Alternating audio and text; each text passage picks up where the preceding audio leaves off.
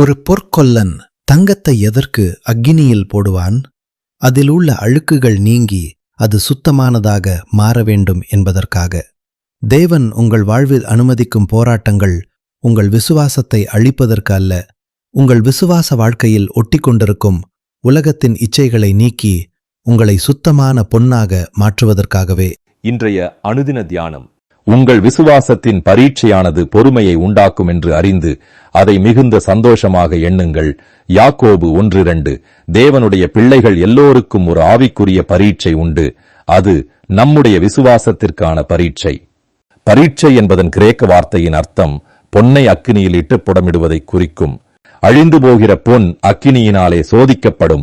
அதை பார்க்கிலும் அதிக விலையேற பெற்றதாயிருக்கிற உங்கள் விசுவாசம் சோதிக்கப்பட்டு இயேசு கிறிஸ்து வெளிப்படும் போது உங்களுக்கு புகழ்ச்சியும் கனமும் மகிமையும் உண்டாக காணப்படும்.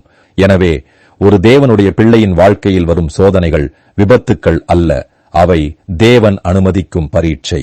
ஒரு பொற்கொல்லன் தங்கத்தை எதற்கு அக்கினியில் போடுவான்? அதில் உள்ள அழுக்குகள் நீங்கி அது சுத்தமானதாக மாற வேண்டும் என்பதற்காக.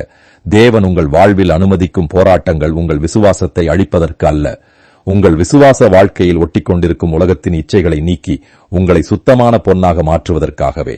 எனவே தேவன் புடமிட பயன்படுத்தும் நெருப்பை குறித்து பயப்படாதிருங்கள். பிரியமானவர்களே, உங்களை சோதிக்கும்படி உங்கள் நடுவில் பற்றி எரிகிற அக்கினியை குறித்து ஏதோ புதுமை என்று திகையாமல், கிறிஸ்துவின் மகிமை வெளிப்படும் போது நீங்கள் களிகூர்ந்து மகிழும்படியாக அவருடைய பாடுகளுக்கு நீங்கள் பங்காளிகளானதால் சந்தோஷப்படுங்கள். 1 பேதுரு 4:12-13. புடமிடுதல் என்பது நமக்குள் பொறுமை என்னும் தெய்வீக சுபாவத்தை உருவாக்குகிறது. இந்த பரீட்சை உங்கள் வாழ்க்கையில் பொறுமையை உண்டாக்குகிறது என்று வேதவசனம் சொல்லுகிறது. இது நமக்கு ஒரு ஆவிக்குரிய பயிற்சி. எப்படி ஒரு விளையாட்டு வீரர் தன் சரீரத்தை வருத்தி பயிற்சி செய்து வலிமை பெறுகிறானோ, அப்படியே ஆவிக்குரிய மனிதன் சோதனைகள் மூலமாகவே ஆவிக்குரிய உறுதித்தன்மையை பெறுகிறான். இங்கே பொறுமை என்றால் சும்மா கைகட்டி உட்கார்ந்திருப்பது அல்ல. அதாவது ஒரு பெரிய பாரத்தை சுமந்து கொண்டு அது கீழே விழுந்து விடாமல் உறுதியாய் நிற்பதற்கு சமம். ஒரு மாபெரும் அழுத்தத்தின் கீழ் உடைந்து போகாமல் பின்வாங்காமல் உறுதியாக நிலைத்திருப்பதே பொறுமை. பொறுமை இல்லாமல் ஆவிக்குரிய முதிர்ச்சி அடைய சாத்தியமில்லை. இன்று அநேகர் ஆசீர்வாதத்தை மட்டுமே தேடுகிறார்கள், ஆனால் தேவன் நம்மிடத்தில் முதிர்ச்சியை எதிர்பார்க்கிறார். சில நேரங்களில் நாம் எதிர்பார்க்கும் காரியங்கள் நாம் எதிர்பார்த்தபடி உடனே நிறைவேறாது. உடனே நாம் சோர்ந்து போய் முறுமுறுக்கிறவர்களாய் காணப்படுகிறோம். பல நேரங்களில் தேவன் நம் ஜெபத்திற்கு உடனே பதில் தராமல் தாமதிப்பது கூட இந்த பொறுமையை நமக்குள் உருவாக்குவதற்காகத்தான். எனவே பிரச்சனைகள் வரும்போது ஐயோ என்று உடனே பதறாமல், ஆண்டவரே, இந்த அழுத்தத்தின் மூலம் எனக்குள் என்ன ஆவிக்குரிய காரியத்தை கற்றுக் கொடுக்கப் போகிறீர் என்று கேளுங்கள்.